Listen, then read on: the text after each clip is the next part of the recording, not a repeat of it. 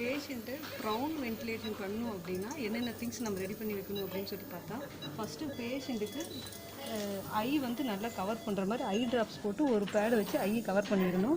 அதுக்கப்புறம் நோஸும் மவுத்தும் கவர் பண்ணுற மாதிரி ஒரு பேடு வைக்கணும். எதுக்கு அப்படின்னா அந்த செக்ரீஷன் ஃபுல்லாக சாயில் ஆகாமல் இருக்கிறதுக்காகவும் நம்ம வந்து ஒரு பேடு ஒன்று வச்சுக்கணும்.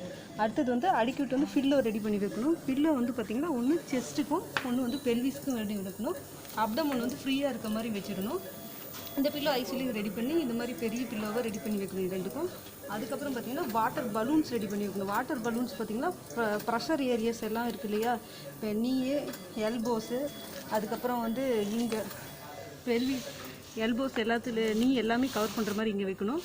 ப்ளஸ் வந்து பேஷண்ட்டுக்கு ட்ரக்கியஸ்டமி டியூபு, ப்ளஸ் வந்து நம்ம செஸ்ட்டுக்கு, ப்ளஸ் வந்து ஹெட்டு, இது எல்லாமே கேப் வந்து நம்ம ஈஸியாக சக்ஷன் பண்ணுற மாதிரி நல்லா கேப் விடுற மாதிரி இந்த இடத்த வந்து நல்லா ஃப்ரீயாக வச்சுக்கணும்.